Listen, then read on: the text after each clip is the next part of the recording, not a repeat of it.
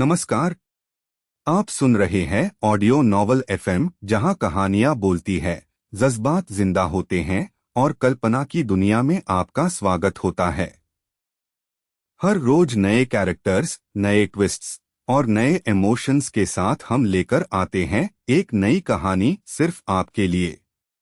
Disclaimer: ये कहानी एक काल्पनिक रचना है। इसमें दिखाए गए सभी कैरेक्टर्स, नाम और घटनाएं पुराने या नए किसी भी व्यक्ति, संस्था या जगह से मिलती जुलती हो सकती है, लेकिन ये सिर्फ एक संयोग होगा। कहानी का उद्देश्य केवल मनोरंजन है, न कि किसी भी व्यक्ति या समुदाय के भावनाओं को दस पहुंचना। डैड, आज वीकेंड है, कबीर ने धीरे से कहा। वीकेंड पे खेलना चाहिए तुम्हें। अपने भाई से कुछ सीखो, वो कितना मेहनत करता है पढ़ाई में। जियांग जेओमिंग ने दांत लगाई। दोनों उसके बेटे थे, पर छोटा बेटा कबीर बेड वेल जियांग वायु से हर मामले में कमजोर था। अपने दूसरे बेटे का बेकार सा रूप देखकर जियांग जेओमिंग ने और कुछ कहना जरूरी नहीं समझा। बस उससे इतना कहा कि कोई मुसीबत ना खादी करे, खासकर विला नंबर 1 के मलिक से पंगा ना ले, और फिर वो घर से निकल गया। उसी समय जोओंगशन लेक व्यू विला के एंट्रेंस पार कबीर पसीने से टार खड़ा था। उसने शानदार एंट्रेंस को देखा और गहरी सांस ली। तभी एक सिक्योरिटी गार्ड उसके पास आया। हेलो सर, मैं आपकी क्या मदद कर सकता हूं? कबीर ने सर हिलाकर हाँ कहा। जोओंगशन लेक व्यू विला पूरे झोंघाई सिटी का सबसे प्रीमियम विला एरिया था, और यहाँ के सिक्योरिटी गार्ड्स भी काफी प्रोफेशनल थे। कबीर को गार्ड का व्यवहार पसंद आया, इसलिए उसने तुरंत प्रॉपर्टी ओनरशिप पेपर्स निकाले। मेन विला नंबर 1 का मलिक हूँ, घर देखने आया हूँ। सिक्योरिटी गार्ड तुरंत सीधा खड़ा हो गया। पेपर्स चेक करने के बाद उसने उन्हें दोनों हाथों से वापस दिया। मिस्टर कबीर, क्या मैं आपके लिए गाड़ी अरेंज कर दूं? कबीर ने हाथ हिलाकर मना कर दिया। नहीं, जरूरत नहीं। ये उसका पहला मौका था इतने हाई एंड एरिया में आने का, तो वो खुद ही थोड़ा देखना चाहता था। डायरेक्शन पूछने के बाद कबीर गार्ड के रिस्पेक्टफुल नजर के बीच विला एरिया में चल पड़ा। सच में ये जगह कमाल की थी। एनवायरनमेंट और फैसिलिटीज दोनों फर्स्ट क्लास द। बुरा नहीं, कबीर ने मुस्कुराते हुए सोचा। तभी एक आवाज आई, कबीर। कबीर रुक गया और आवाज की तरफ देखा। रास्ते के एक कोने में एक जवान लड़का खड़ा था। उसके चेहरे को देखते ही कबीर के चेहरे पे थोड़ी सी नाराजगी आ गई। वो जियांग हाओ था, कबीर का स्कूल क्लासमेट। पर उसके पुराने बुरे रवैये के कारण दोनों कभी अच्छे दोस्त नहीं बने। इसलिए यूज देखकर कबीर को जरा भी खुशी नहीं हुई। जियांग हाओ भी हैरान था। ये कबीर यहाँ क्या कर रहा है, उसने सोचा। 3 साल तक क्लासमेट रह चुके थे, और वो जानता था कि कबीर का फैमिली बैकग्राउंड बिल्कुल आम था। उसके हिसाब से कबीर जैसे आदमी का यहाँ होना ऑलमोस्ट नामुमकिन था। पहले तो उसने बस शक में बुलाया था, पर जब सच में कबीर ही निकला तो वो और हैरान हो गया। कबीर, सच में तू ही है? यहाँ क्या कर रहा है? जियांग हाओ ने पूछा। कबीर ने शांत स्वर में कहा, घर देखने आया हूं। घर देखने? तू यहाँ घर खरीदने आया है क्या? जियांग हाओ के मुंह से निकल गया। कबीर ने हल्का सा मुस्कुराकर जवाब दिया, नहीं, मैंने पहले ही खरीद लिया है। ये सुनते हाय जियांग हाओ की आंखें फट गई। क्या? ये पॉसिबल नहीं, उसने मन में सोचा। कबीर के कपड़े देखो तो पूरे 500 रुपए से ज्यादा के नहीं लग रहे थे। उसके चेहरे का शौक अब मजाक में बदल गया। कबीर, हम दोनों क्लासमेट्स हैं। मुझे तेरी फैमिली की हालत पता है। मुझे झूठ बोलकर क्या मिल रहा है? उससे याद था कि कबीर के माँ बाप आम नौकरी करते थे। ऐसे घर अफोर्ड करना तो उनके लिए सपना ही था। कबीर को उसकी बात का कोई असर नहीं हुआ। उसने बस छुप छाप आगे चलना शुरू किया। पर जियांग हाओ एफआईआर उसके पीछे आ गया। कबीर, लगता है तुझे यहाँ के घरों के दाम का अंदाजा नहीं है। वो विला देख रहा है, वो हमारा है। ये यहाँ का सबसे छोटा विला है। एफआईआर भी इसका दाम 21 मिलियन है। कबीर ने सिर्फ हल्का सा हामी सर हिला दिया। जियांग हाओ को यकीन नहीं हुआ। क्यों सुना नहीं? 20 मिलियन, 2000 नहीं। कबीर के चेहरे पे थोड़ी हंसी आ गई। उससे लगा जैसे कोई बंदर उसके सामने नौटंकी कर रहा हो। उसने बिना कुछ कहे आगे बढ़ना ही बेहतर समझा। जियांग हाओ ने नोटिस नहीं किया और बोलता गया, कबीर, हम दोनों पुराने क्लासमेट्स हैं, इसलिए एक दोस्त के तौर पर कह रहा हूं, यहाँ कुछ भी हाथ मत लगाना। अगर कुछ तोड़ दिया ना तो तुझे खुद को बेच कर भी उसका पैसा नहीं चुका पाएगा। वो गार्डन देख रहा है, उससे एक इंटरनेशनल लैंडस्केपर ने डिजाइन किया है। उसका खर्चा 30 मिलियन है। कबीर बिना कुछ कहे आगे बढ़ गया और देखते ही देखते विला नंबर 1 के सामने आ गया। वो एक 3 स्टोरी यूरोपियन स्टाइल विला था। आयरन फेंस के अंदर से उसने देखा कि कोर्टयार्ड बहुत बड़ा था, लॉन परफेक्टली कट हुआ था, बीच में एक छोटी सी पाथ बनी थी जो गेट तक जा रही थी और दोनों तरफ रंग बिरंगे फूल खिले हुए। जियांग हाओ के आंखों में चमक आ गई। कबीर, ये विला नंबर 1 है। ये पूरे एरिया का सबसे बड़ा और महंगा मैंशन है।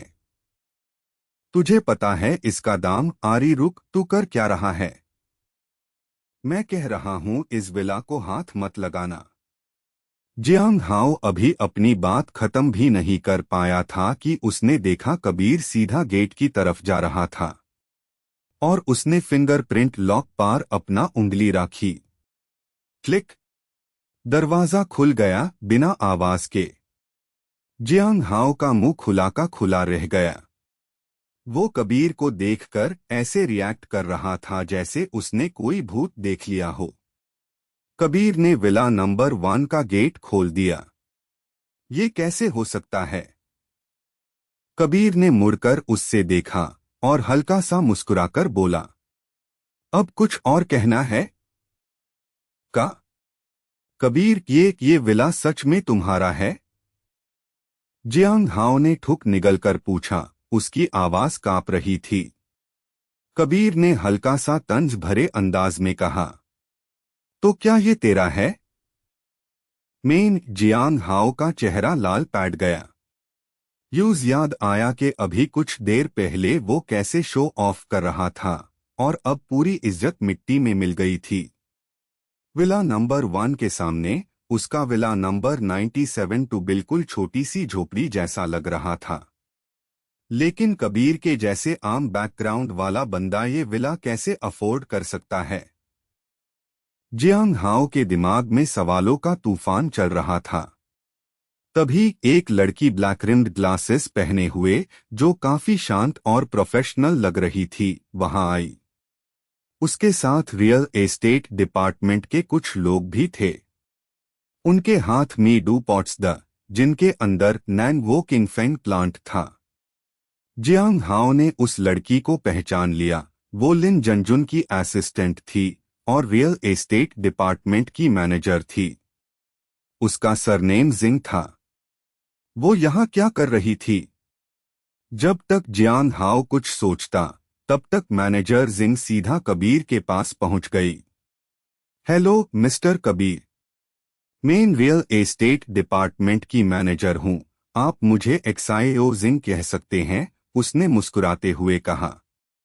कबीर ने हल्का सा सर झुकाया। हेलो मैनेजर जिंग, क्या बात है? मिस्टर कबीर, सबसे पहले हम आपका धन्यवाद करते हैं कि आपने हमारा जोओमशन लेक व्यू विला और ये विला चुना। हमारी तरफ से एक छोटा सा गिफ्ट है, ये दोनों 1.2 मिलियन युएन के नैंगवो किंगफेंग पॉट्स स्पेशली आपके लिए कस्टमाइज्ड है। आपके नए घर के लिए शुभकामनाएं। कबीर ने मुस्कुराकर कहा, थैंक यू, और गिफ्ट एक्सेप्ट कर लिया। जियांग हाओ का दिमाग घुमा गया। कबीर सच में विला नंबर 1 का मालिक था। लेकिन ये कैसे मुमकिन है? एक आम आदमी पैसे देकर विला खरीद सकता है, और विला नंबर 1 जैसे घर के लिए स्टेटस और इन्फ्लुएंस भी चाहिए होता है। अगर ऐसा नहीं होता तो रियल एस्टेट डिपार्टमेंट खुद उसके लिए इतना महंगा गिफ्ट डीन नहीं आता। जियांग हाओ अब पूरी तरह कंफ्यूज हो गया था। तभी एक मिडल एज्ड आदमी जो आसपास वॉक कर रहा था, ये सब देखकर वहां आ गया। कबीर ने उसे देखा पर ज्यादा ध्यान नहीं दिया। पर जब वो आदमी पास आया तो मुस्कुराते हुए बोला, हेलो। कबीर ने भी पूछा, हेलो, आप कौन हैं? मैं जियांग जेओमिंग हूँ, विला नंबर 97 में रहता हूँ। आपको यहाँ देखकर सोचा मिल लूं, थोड़ा इंट्रोड्यूस कर लूं। ये सुनकर कबीर ने थोड़ा दूर खड़े जियांग हाओ की तरफ देखा। विला 97, सरनेम जियांग, मतलब ये तो उसका बाप था। जियांग जेओमिंग ने भी अपने बेटे को देख लिया था, और जब कबीर उसकी तरफ देखता हुआ दिखा तो उसने पूछा, मिस्टर कबीर, आप मेयरस निकम्मे बेटे को जानते हैं? कबीर ने हाँ मी सर हिलाकर कहा। सिर्फ जानता नहीं, हम दोनों हाई स्कूल क्लासमेट्स द। अच्छा, बहुत अच्छा। जियांग जेओमिंग का चेहरा पहले खिल गया, पर कुछ सेकंड्स बाद वो जम गया, क्योंकि उससे लगा कबीर के बोलने के अंदाज में कुछ तो गड़बड़ थी। जियांग जेओमिंग का चेहरा तुरंत काला पड़ गया। उसने दांतों के बीच से कहा, जियांग हाओ, इधर आ। जियांग हाओ का गाला सूख गया और उसने डर के मारे अपना सर झुका लिया। उसने कभी सोचा भी नहीं था कि कबीर वही शख्स निकलेगा जिसे उसके पापा ने उससे दूर रहने को कहा था। अगर उन्हें पता चल गया कि उसने अभी क्या किया है तो उसका बुरा हाल हो जाएगा। जियांग हाओ का चेहरा सेफ्ट पैड गया, लेकिन वो अपने बाप के हुक्म का विरोध नहीं कर सकता था, इसलिए धीरे धीरे चलकर उनके पास पहुंच गया। ये देखकर जियांग जेओमिंग और ज्यादा गुस्से में आ गया। बता। उसने ठंडी नजर से जियांग हाओ को देखा। जियांग हाओ ने कांपते हुए सारी बात सच सच बता दी। सुनकर जियांग जेओमिंग की आंखों के आगे अंधेरा छा गया। गुस्से में तो वो लगभग बेहोश हाय हो गया। ये निकम्मा तो कुछ सही कर ही नहीं सकता, उसने मन में सोचा। एक मौका मिला था उच्च लोगों से संबंध बनाने का, और ये उससे ही नाराज कर आया। पाक!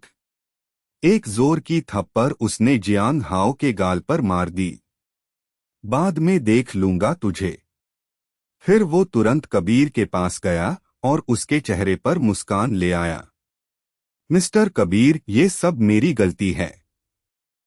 मैं अपने बेटे को संभल नहीं पाया और इसने आपको नाराज कर दिया। कृपया मुझे माफ कर दीजिए। ये कहकर उसने एक गिफ्ट बॉक्स आगे बढ़ाया। ये वही रेड पैकेट था जो वो पहले कबीर को डीन वाला था, पर अब उससे माफी मांगने के लिए देना पड़ा। कबीर ने उसे मना नहीं किया, उसने गिफ्ट ले लिया। मिस्टर जियांग, अपने बेटे को थोड़ा डिसिप्लिन सिखाइए। जी जी बिल्कुल। धन्यवाद मिस्टर कबीर, आपने याद दिलाया। जियांग जेओमिंग ने तुरंत हाँ में हाँ मिलाई। उसने अंदर ही अंदर सुकून की सांस ली। कबीर ने गिफ्ट एक्सेप्ट कर लिया, मतलब उसने उनका अपॉलोजी मान लिया। पर अब उससे पता था कि उनके बीच दोस्ती का कोई मौका नहीं बचा। ये सोचकर उसने एफआईआर से अपने बेटे के सर पर एक जोर का थप्पड़ मारा। अब भी क्या खड़ा है? जल्दी मिस्टर कबीर से माफी मांग। जियांग हाओ तुरंत बोला।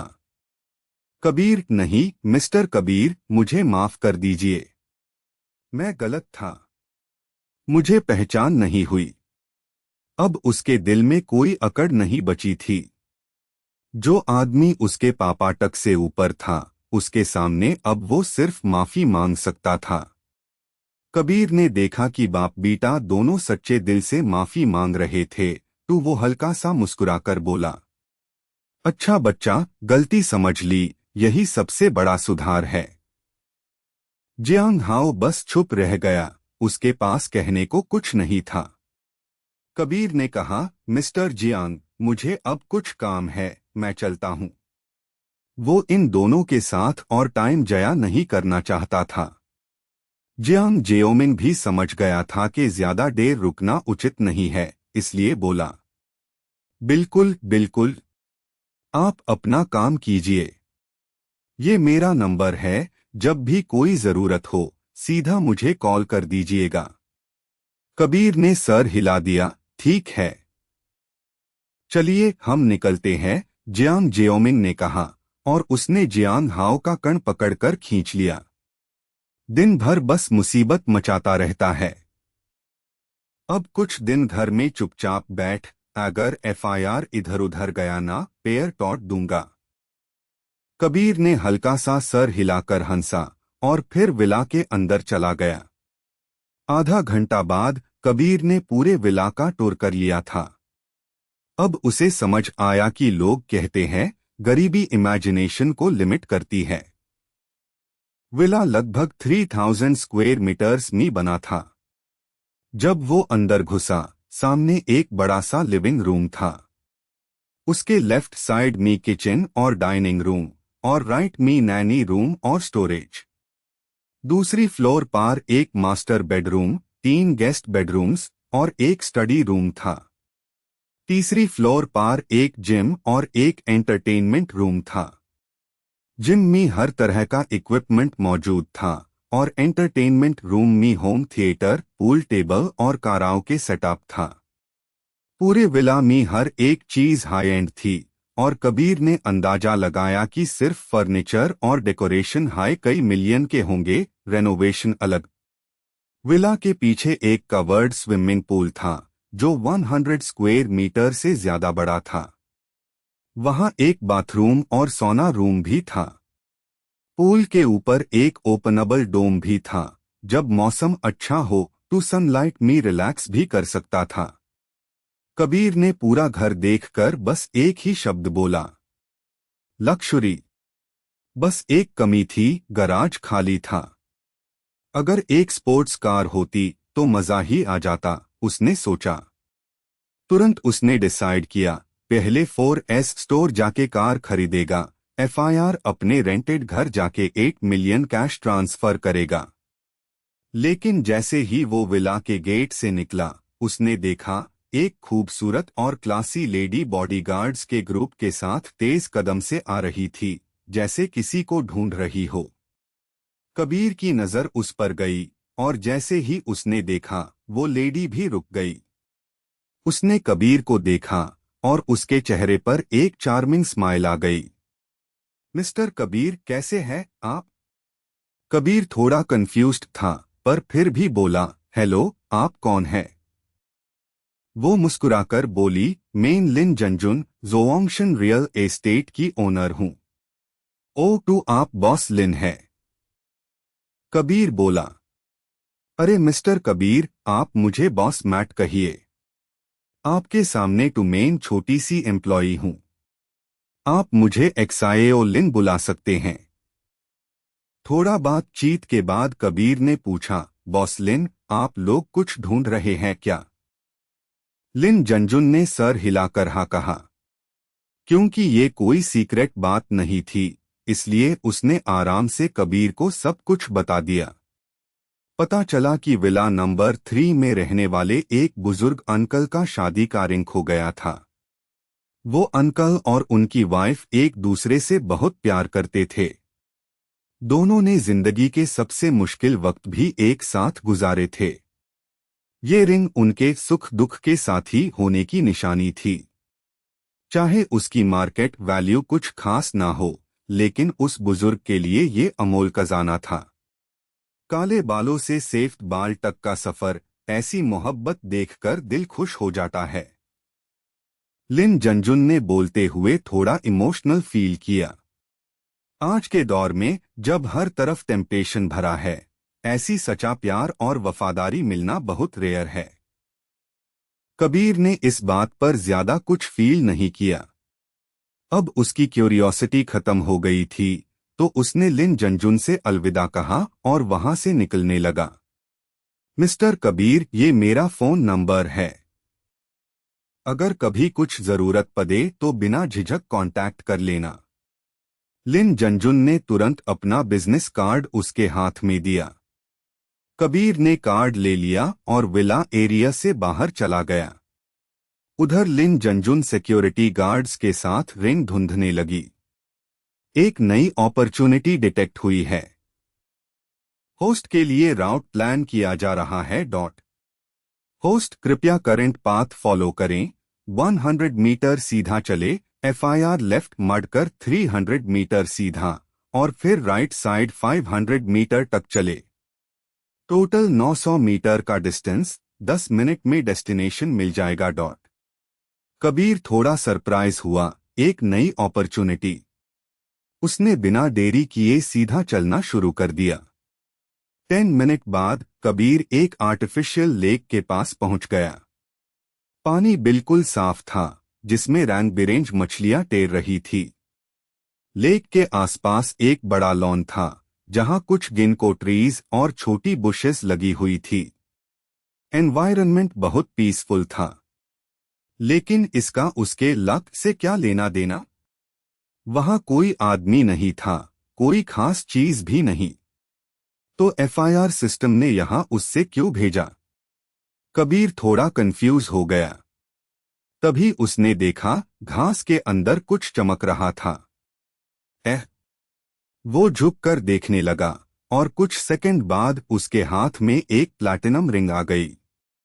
रिंग थोड़ी पुरानी लग रही थी, जैसे 70s 80s का डिजाइन हो, लेकिन सरप्राइजिंगली उस पर एक भी स्क्रैच नहीं था, जैसे अभी अभी खरीदी हो। कबीर ने सोचा, क्या ये मेरी लकी अपॉर्चुनिटी है? पहले तो उससे लगा कि ये कुछ खास नहीं, लेकिन फिर एक आइडिया आया। 1 मिनट, ये वेडिंग रिंग तो वही हो सकती है जो उन बुजुर्ग अंकल की खो गई थी। उसने लिन जंजुन की बातें याद की और समझ गया कि ये कोइंसिडेंस नहीं हो सकता। सिस्टम ने इस बार कोई हिंट नहीं दिया, क्योंकि लिन जंजुन पहले हाई इस रिंग का जिक्र कर चुकी थी। तो पक्का ये रिंग विला नंबर 3 के अंकल की ही थी। कबीर ने तुरंत अपना फोन निकला और लिन जंजुन को कॉल किया। जब लिन जंजुन ने सुना कि कबीर को एक ऐसी रिंग मिली है जो शायद विला नंबर 3 के मलिक की हो, तो वो बहुत एक्साइटेड हो गई।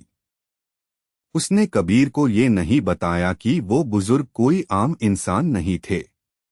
उनका नाम था टैन बोहोंग, यानी एल्डर टैन, जो झोंघाई सिटी के बिजनेस वर्ल्ड के एक लेजेंड द। उनका रिस्पेक्ट और कनेक्शन इतना बड़ा था कि स्टेट गवर्नर भी उन्हें इज्जत से ट्रीट करता था। और उनका शादी का रिंग मिलना, ये तो एक बड़ी बात थी। ये सोचकर लिन जंजुन ने तुरंत कहा, मिस्टर कबीर, प्लीज थोड़ा रुक जाइए, मैं अभी वहां आ रही हूं। ठीक है, कबीर ने कहा और लेक के पास एक बेंच पर बैठ गया। उधर लिन जंजुन ने एल्डर टैन को कॉल कर दिया। विला नंबर 3 में जब एल्डर टैन ने सुना कि रिंग मिल गई है, तो उनका चेहरा खुशी से चमक उठा। वो इतने एक्साइटेड हो गए कि सीधे सोफा से खड़े हो गए, पूरा जेंटलमैन लुक भूल गए। प्रेसिडेंट लिन, आपका बहुत बहुत धन्यवाद। 2 दिन से वो इतने परेशान थे कि खाना भी ढंग से नहीं खा पा रहे थे। अब जैसे उनकी सांसों में सुकून आ गया। उन्होंने तुरंत लिन जंजुन के साथ आर्टिफिशियल लेक की तरफ दौड़ लगा दी। 5-6 मिनट बाद लिन जंजुन ने कबीर को देखा और यूज ग्रीट करने जा रही थी, लेकिन उसके मुंह से शब्द निकलने के पहले ही वो शॉक हो गई। उसने देखा, सेफ बालो वेल एल्डर टैन चप्पल पहने हुए दौड़ते हुए लेक तक आ रहे थे। उनके चेहरे पर नर्वसनेस और उम्मीद दोनों थी। वो भीड़ में किसी को ढूंढ रहे थे। लिन जंजुन ने ये देखा और तुरंत समझ गई। कबीर ने उनके लिए कितना बड़ा काम कर दिया है। उसने कबीर की तरफ देखा, आंखों में सिर्फ रिस्पेक्ट और थोड़ी सी जेलसी थी। क्योंकि एल्डर टैन के लिए ये रिंग सिर्फ एक ऑर्नामेंट नहीं थी, ये उनके प्यार और जिंदगी की यादों का सबसे महंगा खजाना था। और अब इस एक रिंग की वजह से एल्डर टैन कबीर पर एक बड़ा एहसानमंद हो गया था। बहुत सारे लोग जो वहां से गुजर रहे थे, उन्होंने जब ये हंगामा देखा तो वो भी बहुत हैरान हो गए। सबको नेचुरली पता था कि एल्डर टैन कौन है। उनके नाम और उनके स्टाइल के बारे में सबने सुना हुआ था। लेकिन आज एल्डर टैन का ऐसे अपना संतुलन खोना सबके लिए शॉकिंग था। सब सोचने लगे, क्या हो गया है आज एल्डर टैन को? वो कौन सा जावा लड़का है जिसके लिए ये इतने एक्साइटेड है?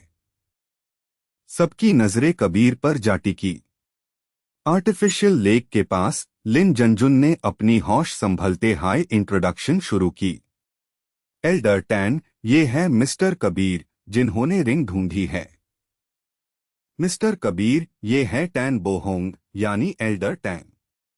ये सुनते ही कबीर को लगा जैसे कुछ क्लिक हुआ। अब उससे समझ आया कि ये बुजुर्ग आदमी उससे इतने फैमिलियर क्यों लग रहे थे। टैन बोहोंग, कौन नहीं जानता था उन्हें? ड्रैगन किंगडम के हर नौजवान ने उनका नाम जरूर सुना था। टैन बोहोंग कियांडा प्लाजा के चेयरमैन, साउथ चाइना रीजन के रिटेल और सुपरमार्केट इंडस्ट्री के एक बेड जायंट और झोंघाई सिटी के लक्जरी मॉल वर्ल्ड सिटी के मालिक थे। उनका सक्सेस स्टोरी पूरी तरह लेजेंडरी थी।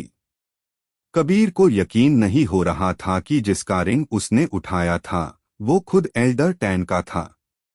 जब एल्डर टैन को पता चला कि कबीर विला नंबर 1 के मालिक है तो उन्हें भी थोड़ा सरप्राइज हुआ। लेकिन वो यहाँ रिंग के लिए आए थे, इसलिए उन्होंने ज्यादा बात नहीं बढ़ाई। मिस्टर कबीर, क्या मेन रिंग देख सकता हूँ? नॉर्मली वो इतने डायरेक्टली बात नहीं करते थे, लेकिन ये रिंग उनके लिए बहुत इम्पोर्टेंट थी। उन्होंने बोला ही था कि शायद उनका टोन थोड़ा ज्यादा हो गया हो, तब तक कबीर ने रिंग उनके हाथ में दे दी। एल्डर टैन ने देखा कि कबीर ने बिल्कुल बुरा नहीं माना, तो उनके दिल को सुकून मिला। उन्होंने रिंग को ध्यान से देखा और कुछ सेकंड्स के बाद उनकी आंखों में एक्साइटमेंट चमक उठी। यही है, यही मेरी रिंग है, एल्डर टैन ने खुशी से कहा। मिस्टर कबीर, आपका बहुत शुक्रिया। उन्होंने रिंग संभाल कर राखी और फिर आगे बढ़कर कबीर का हाथ मिलाकर बोले, ये रिंग मेरे लिए बहुत खास मायने रखती है। Thank you mister Kabir. Elder tan ने फिर अपनी जेब से एक ब्लैंक चेक निकला जिसमें कुछ भी लिखा नहीं था। यानी कबीर चाहे तो अपनी मर्जी का अमाउंट लिख सकते थे। मिस्टर कबीर, ये मेरी तरफ से एक छोटी सी गिफ्ट है, एल्डर टैन बोले। लेकिन कबीर ने तुरंत हाथ जोड़कर मना कर दिया। लिन जंजुन भी ये देखकर दंगल में पैठ गई। ये इंसान कोई भी अमाउंट लिख सकता था और फिर भी उसने चेक मना कर दिया।